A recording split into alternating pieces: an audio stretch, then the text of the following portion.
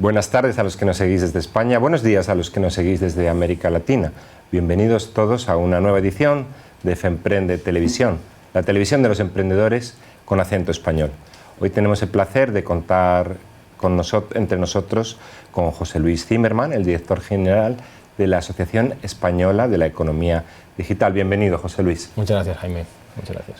José Luis nace en Madrid en el año 1974, se forma en Económicas, hace un máster en Periodismo y forma parte de los profesionales que desarrollan en España la primera revolución digital, allá por el año 1998. ¿Qué nos puedes decir de aquella primera etapa, José Luis? Primero, que yo era muy joven, que no conocía particularmente yo el entorno en el que me estaba moviendo, que era todo, insisto, muy incipiente, pero sí que puedo decir que la gente que estuvo conmigo, o la gente que empezó conmigo en aquel momento, porque yo salí muy temprano, ha desarrollado carreras sólidas en Internet, con lo cual fue un periodo creo que fructífero para estos profesionales que después tuvieron un recorrido. Yo creo que hoy en día muchas de las personas que están en puestos de responsabilidad en empresas de Internet o en empresas relacionadas con los negocios digitales provienen de aquella época. Si mal no recuerdo, tú en concreto participaste en la incubadora NetJuice, que fue lanzadera de startups de referencia en aquel momento, siempre con un perfil de marketing y comunicación. Bueno, sí, correcto. Siempre ha sido mi perfil o el rol que he ocupado en las compañías. En aquel momento, ya insisto, era muy incipiente y era prácticamente mi primera experiencia laboral. No, aún así, no puedes evitar formar parte de los pioneros de Internet en este país. Tu carrera se desarrolla en multinacionales como el grupo Siemens, siempre en ámbitos del marketing y de la comunicación, hasta que aterrizas en una asociación relacionada con el marketing directo. ¿De qué época estamos hablando? ¿Cómo fue aquello? Estamos hablando por allá de 2006, si no recuerdo mal.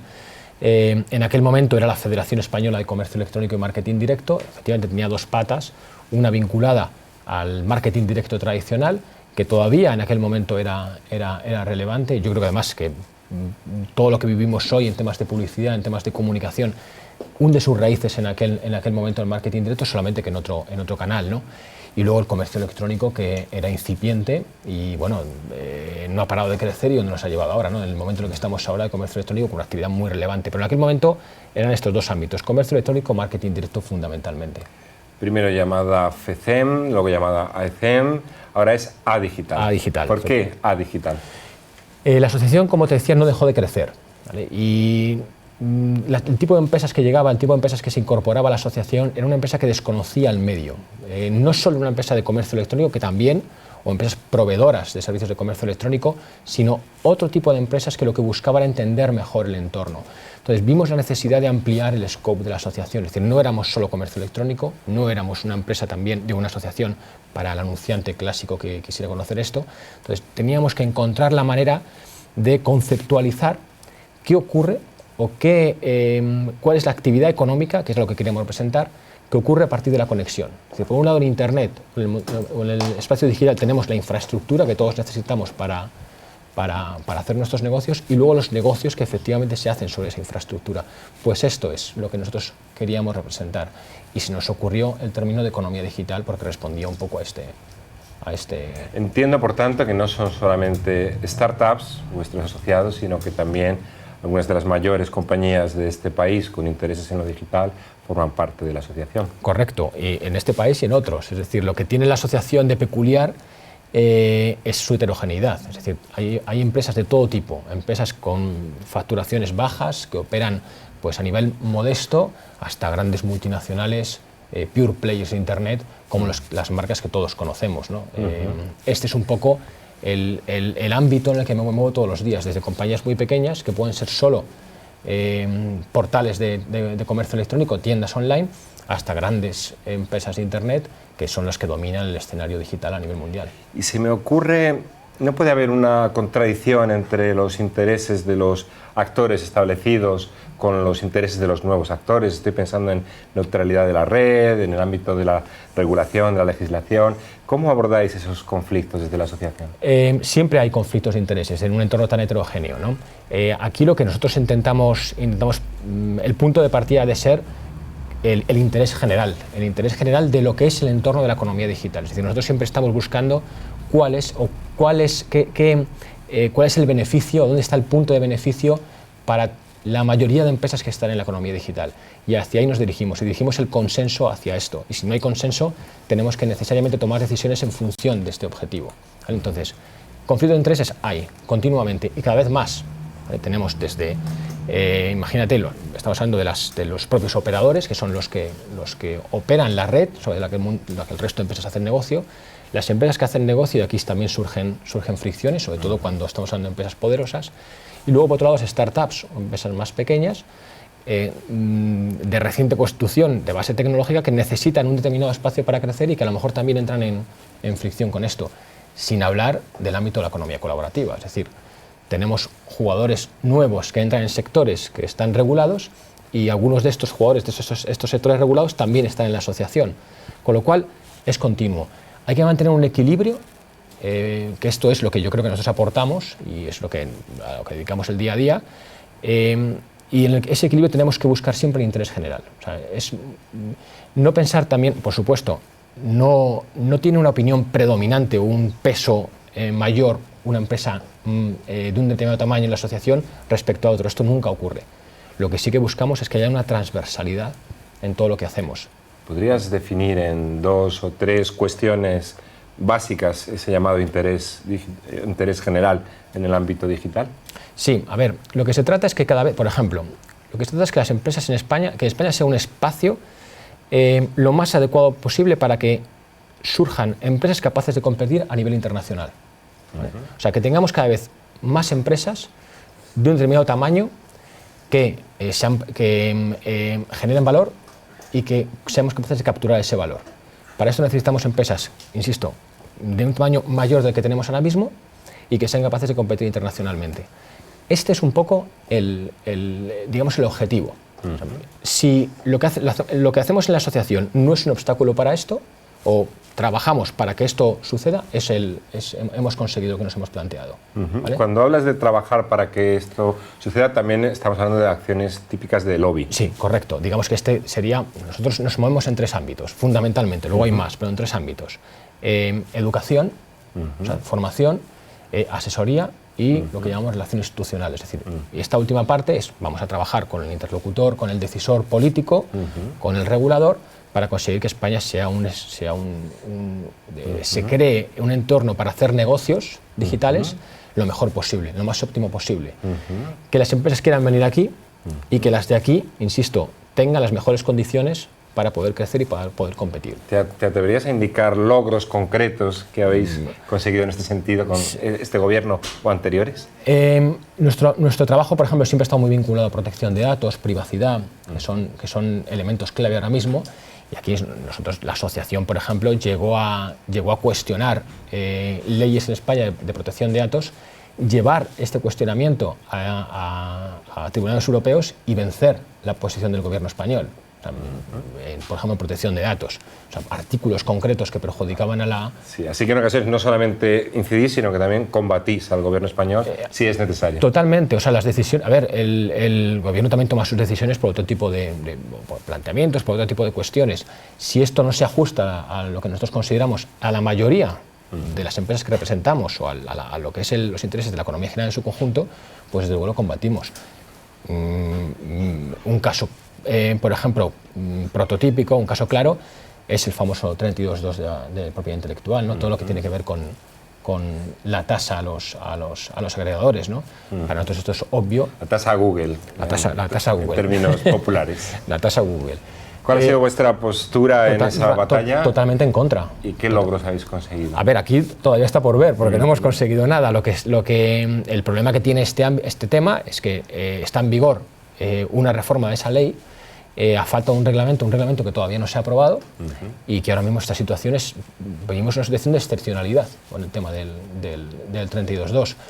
A ver, es cierto que hay un gran componente político en la toma de decisión aquí por parte del gobierno al proteger a un colectivo, a una serie de grupos de players, efectivamente, y esto pues condiciona todo un poco. Pero lo que sí que es cierto, y yo creo que esto es de consenso, es una norma o es una ley, si es un artículo de una norma o de una ley que perjudica los intereses de la economía digital en su conjunto. Es decir, que era una barrera más para que aquí surjan modelos de negocio vinculados a esto, vinculados a la agregación de contenidos, por ejemplo. Déjame ser un poco malicioso. Adelante. Y lo cierto es que tienes también tu pata periodística, hiciste tu máster en periodismo, colaboraste con ABC en su momento.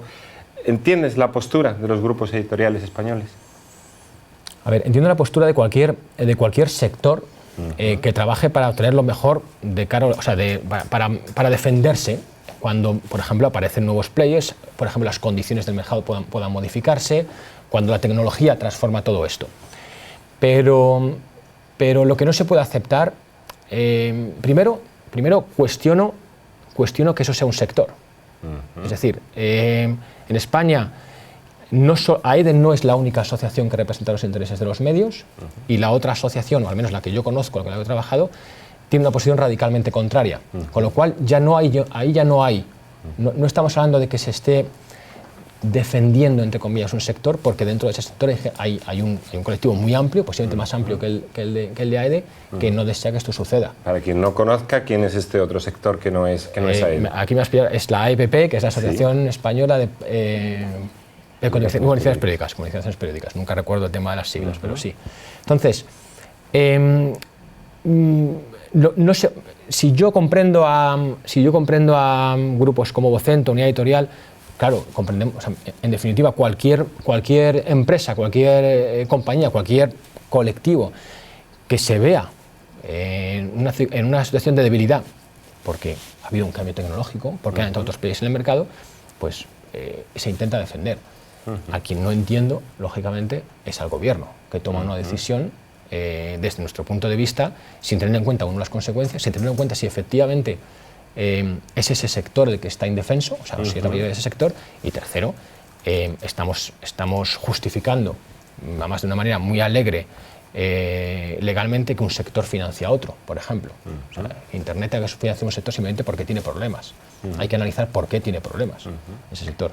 No todas las... Insisto, para mí es un tema de cambio de modelo de negocio, esto es obvio, y tú lo sabes casi mejor que yo, y un cambio también del paradigma tecnológico, ¿no? Y los propios hábitos del usuario, ¿no? Y esto hay que tenerlo en cuenta, hay que valorarlo, hay que cambiar de modelo. Más allá de este debate, me gustaría conocer tu visión sobre la situación real, actual de España. ¿Por qué razón no termina de despegar las startups? ¿Por qué no despega definitivamente la economía digital en nuestro país? Desde mi punto de vista, es enormemente meritorio que en España surjan startups y que tengan éxito. Es gente que tiene un talento extraordinario, porque España, al menos lo que nosotros hemos podido testar y en nuestro trabajo diario, no es el mejor país, desde luego, para que empresas de base tecnológica, empresas digitales, puedan surgir y sobre todo puedan crecer, ¿vale? Las razones son múltiples. España es un país que no ha creído en esto, ¿vale? Además, no este gobierno, sino en general no ha creído en esto. No ha creído en las ventajas de lo digital, cuando otros países, además es que cada vez lo vemos más, tienen una apuesta, forma parte de su apuesta central. Su apuesta como país, por ejemplo, en UK es el caso, Francia es el caso, no decir nada, Estados Unidos, Alemania, países nórdicos es el caso. En España nunca ha formado parte del menú de político, nunca lo ha formado. Y ahora sí que nos encontramos en una situación donde parece que ciertos políticos utilizan esto como, que sí que conviene levantar la bandera de esto, porque es donde en principio se ha producido la generación de empleo, donde el tan anhelado cambio productivo o cambio del modelo productivo tiene que ver, porque son empresas que utilizan la tecnología. Pero, por ejemplo, España es un país fragmentado en temas de leyes, es un país donde a nivel, insisto, de marco jurídico o de regulación, lejos de intentar ayudar o de crear las condiciones para que las empresas puedan competir, la regulación ha supuesto un freno, protección de datos, privacidad, lo que te comentaba antes del mercado fragmentado, un mercado de 17 comunidades autónomas con diferentes regulaciones. Por ejemplo, hoy en día si quieres montar un negocio de economía colaborativa, por ejemplo, en ámbitos turismo, movilidad, que son los que vemos todos los días, pues te tienes que enfrentar a 17 regulaciones diferentes, ¿no? Estamos muy próximos a las próximas elecciones generales. Entiendo que dentro de tu trabajo está el contacto con las distintas opciones políticas. ¿Estás notando una especial sensibilidad por parte de alguna de las formaciones que concurren a las urnas en cuanto a estas cuestiones? Sí, absolutamente. Esto ha cambiado algo. También hay madurez en el sector, pero ha cambiado bastante, podríamos decir. Y sí que hay una mayor recepción a todos estos temas. De hecho, me consta que, porque estamos trabajando con ellos, me consta que en los programas de los partidos que se presentan hay específicamente una parte dedicada a temas de innovación, temas digitales, a cómo podemos utilizar todo esto para que España sea un país cada vez más relevante en el espacio internacional y podamos crecer, que ese es el objetivo final, crecimiento. Te pido 4 tips, 4 consejos concretos para que el próximo gobierno que se forme a partir del 20 de diciembre los tenga en cuenta. Cuestiones que no debe... consejos casi de titular, pues 4 titulares. Nosotros hemos ido a cosas muy concretas, pues ya hemos transmitido esto. 1. Necesitamos un programa de inversión en startups, en empresas, sobre todo en fase semilla, en fase crecimiento, que tenga pues los mayores beneficios fiscales que se puedan plantear. Es decir, el que un particular arriesgue su dinero y lo ponga en una startup tiene que estar beneficiado fiscalmente. Queremos que el ahorro privado de la gente, de los que se puedan convertir en business angels, pero no solo en esto, sino de los particulares, se pueda transferir a la creación de empresas de base tecnológica. Eso es lo primero. Lo segundo, talento. Las empresas españolas necesitan herramientas para retener talento y captar talento fuera. Necesitamos instrumentos como las stock options, aunque suene mal, pero este es un elemento, una herramienta que tiene una disposición de casi todas las startups en otros mercados y no en España. Por tanto, fiscalidad, regulación... Talento, capital, acceso a capital. Tercero, educación. O sea, necesitamos un cambio radical en esto, además en todos los niveles, colegio, FP, universidad, universidad, en el que tenga mayor presencia lo que son las formaciones STEM, las formaciones relacionadas con todo lo que hoy demanda el mercado. Y también a nivel de colegio, una mayor relación con herramientas como código, herramientas como matemáticas y demás, y que tenga mayor presencia en esto. Y también pues, una especie de impulso a lo que es el emprendimiento. Y luego, la cuarta sería una regulación del siglo XXI para el siglo XXI. Esto es fundamental. Aquí hablamos de protección de datos. En general, de todo lo que tiene que ver con Internet. Internet o lo digital es un elemento de transformación, no es un sector, no puede ser tratado como un sector. Hay que tocar diferentes ámbitos. Eso tiene que ver desde protección de datos, privacidad, derechos de consumidores, fiscalidad. Todo lo que tiene que ver con esto necesita propiedad intelectual, por ejemplo, necesita que se vea desde una esfera transversal. O sea, propiedad intelectual no es solo algo que solo afecta a cultura. Afecta a muchos más ámbitos. De hecho, en España está en cultura este ámbito, pero en otros países no solo está en esto. Está bien en economía, bien en media, depende un poco de cuál sea el país, no solo está aquí. Necesitamos tener esa visión de que Internet es un fenómeno transversal y que necesitamos normas que vean esa transversalidad. ¿Vale? Entonces, una regulación más adaptada a lo que hoy tenemos. 32.2, este es un ejemplo. Si tocamos esto, estamos perjudicando a otros elementos en la cadena de valor que quizás pues, no se habían tenido en cuenta. Pues esto es lo que es necesario. Y para esto hay que lograr poner lo digital en el medio de lo que podríamos considerar una estrategia país. Aclarado vuestro posicionamiento, vamos a conocer mejor la asociación por dentro, sus tripas. ¿Cuántas empresas forman parte de ADigital? A día de hoy, porque es muy volátil y tenemos muchas altas, 515 a día de hoy. 515. Es una asociación, como te decía antes, muy heterogénea. De esas 515, ¿cuántas son grandes, cuántas son pequeñas, medianas? La mayoría de las empresas que tenemos en la asociación son pequeñas, son pymes. Te puedo decir, pymes puede responder a 60-65% y el resto son empresas de un tamaño superior. Si alguno de los emprendedores o startups que nos está siguiendo tiene interés quizá en formar parte de ADigital, ¿qué beneficios le proporciona ser socio de vuestra asociación? Como te decía antes, estamos centrados básicamente en 3 ámbitos, aunque luego tenemos más, pero 3 ámbitos que son formación, asesoría y el tema de relación institucional. Esos 3 son los principales, ¿no? Entonces, la formación, que le vamos a formar en aspectos de negocio, sobre todo de herramientas, pues, no sé, puede ser medios de pago, posicionamiento, analytics, es decir, todo esto, brand content, todo lo que se puede necesitar para llevar a cabo o para mejorar cómo provee servicios. En temas legales, le asesoramos también en temas legales, temas de privacidad, protección de datos. Y luego, quizás, tenemos una serie de servicios que son, lo llamamos permanentes, por ejemplo, el sello de confianza online, internacionalización, tenemos varios programas de internacionalización para salir fuera. Que llamáis misiones digitales. Sí, muy vinculadas sobre todo a las pymes, ¿no? Porque de la mano del ICEX nos estamos yendo a Silicon Valley 1 o 2 veces al año, costa este de Estados Unidos, acabamos de volver de México, Colombia, vamos a iniciar un viaje a Israel también, es decir, tenemos mucho movimiento. Pero para centrar un poco el tiro, formación, asesoría, internacionalización, herramientas como confianza online. Estar en contacto con una asociación como Digital te permite pues tener alguien a quien llamar cuando tienes un problema, alguien a quien llamar cuando tienes una duda, y luego al margen de eso, pues aprovechar esos servicios que te decía de formación y demás. Por último, dentro de Digital creo que se está gestando un movimiento llamado Share in Spain en torno a la economía colaborativa, que yo al menos estoy siguiendo con especial interés. Háblanos un poco de Share in Spain. Share in España nació en diciembre pasado, en diciembre de 2014, y reúne ahora mismo a 31 a 32 compañías de la economía colaborativa. Es decir, todas las empresas que, como decíamos antes, todas estas empresas que están entrando a operar en sectores que estaban regulados. Lo digo porque este es un poco el punto de partida de la asociación. Tenemos que transmitir o evangelizar sobre los beneficios de estos nuevos modelos, tenemos que dar a conocer qué es lo que hacen, y luego tenemos un trabajo intenso a nivel institucional con los políticos, con los decisores, para mostrarles por qué estas iniciativas, estos modelos, pues asignan mejor eficientemente los recursos, tienen una mejor relación con el consumidor, dan más transparencia, más confianza, y en definitiva se habla de modelos más sostenibles, son modelos más sostenibles en cuanto a su actividad económica, ¿no? ¿Cómo contemplas personalmente la irrupción de la economía colaborativa en España y en el mundo?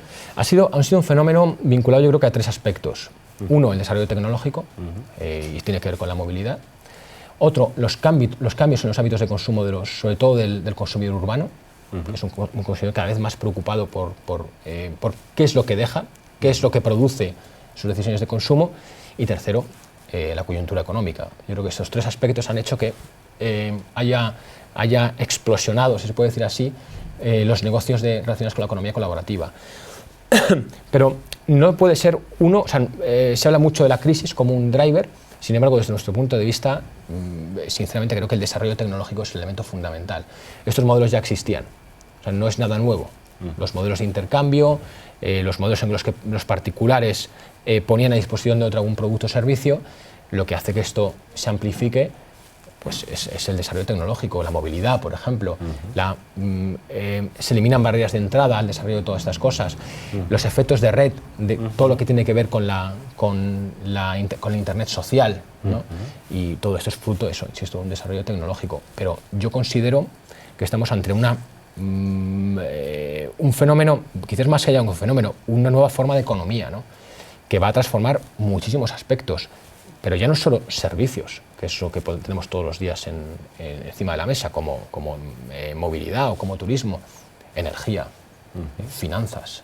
Es decir, son sectores muy regulados, son sectores además estratégicos, en los que ya están empezando a operar empresas de economía colaborativa. Quizá una de las marcas más polémicas de la economía colaborativa es Uber.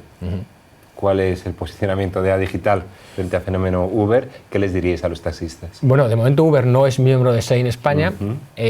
Lo mismo que hablábamos antes, por ejemplo, el caso AEDE, el caso de los medios, ¿no? Aquí siempre va a haber fricción. Es decir, estamos hablando de nuevos agentes que entran a operar en un mercado. En ese mercado hay una regulación, normalmente, son sectores regulados. Y los que están ahí dicen, oye, le dicen al regulador que no permitas entrar a este porque nosotros estamos regulados, o que estos entren con la misma regulación que tengo yo, ¿no? Esa fricción siempre va a existir, y el taxista tiene todo el derecho del mundo a manifestar su disconformidad con esto y a exigir que estos otros players que entran, pues que tengan la misma regulación que ellos. Ahora bien, estamos hablando del mismo servicio, es exactamente el mismo servicio que presta un particular que el que presta un taxista. El servicio de taxi como servicio público se está ofreciendo eficientemente. En nuestro caso, o en mi caso en particular, lo que han puesto de manifiesto empresas como Uber están cuestionando si estos servicios se están prestando eficientemente. A lo mejor Madrid no es el mejor ejemplo, o Barcelona, pero esto surge en unas ciudades como San Francisco, como Nueva York, donde coger un taxi, el que haya vivido allí y lo haya experimentado lo sabe, es complicado, es complejo. Entonces, entran porque hay un hueco. Y no olvidemos también que el consumidor los adopta muy rápidamente. Y esto es por algo, no es solo por precio. La conveniencia cada vez también forma parte de la ecuación de esto. Quedan muy pocos minutos para concluir esta entrevista y quiero hacer especial énfasis en vuestro evento estrella, el European E-Commerce Conference, que creo que este año cumple 9 ediciones. Tras pasar por Barcelona y por Madrid, parece que os sentís cómodos en Bilbao, donde repetís por segundo año consecutivo. Háblanos de este evento y de las novedades que trae esta edición. Bueno, yo creo que en Bilbao también se sienten cómodos con nosotros, que es lo que hace falta. En esta novena edición, además, hemos ampliado lo que es el ámbito del evento. Era un evento tradicionalmente centrado alrededor de una conferencia internacional, donde traíamos 10 casos, 8, 10 ponentes internacionales que mostraban nuevas formas de hacer negocio. O sea, hemos traído desde, ahora hablando de memoria, desde Waze hasta Quirky, Facebook en su momento, o sea, compañías realmente relevantes que de alguna u otra manera escalaron a partir de ese momento, ¿no? Seguimos con esa idea, traemos a gente tan peculiar este año como el CEO del Vaticano, sin ir más lejos, o uno de los 7 apóstoles, de los ex 7 apóstoles que se llaman así, de Jeff Bezos en Amazon, que ha lanzado una empresa que es líder en temas de omnichannel. Y luego estamos hablando de casi 100 ponentes. Luego hemos añadido a una gran cantidad de ponentes del entorno nacional. Gente que puede hablar de movilidad, de omnichannel, de economía colaborativa, desde el punto de vista de negocio, desde el punto de vista de regulación. Intentamos tocar todo lo que tiene que ver con los negocios digitales durante 2 días, 18 y 19, en Bilbao. Si alguien quiere inscribirse, ¿aún está a tiempo? Absolutamente, más encantados. Indícanos la URL en la que pueden inscribirse. Es www.eec-medioconference.com. ¿Recuerdas qué precio tiene la inscripción? Sí, estamos hablando de 350 euros para toda la sesión, pero solo para paquete basic, que se puede acceder si no es no lo que es al evento principal, sino a los eventos alrededor. Estamos hablando de 100 euros. 17 y 18 de noviembre. 18 y 19 de noviembre. 18 y 19 de noviembre en el Palacio Euskalduna de Bilbao. Os animo a que no os perdáis el European E-Commerce Conference 2015. Muchísimas gracias por tu presencia, José Luis. Gracias a ti. Mucha suerte. Muchas gracias.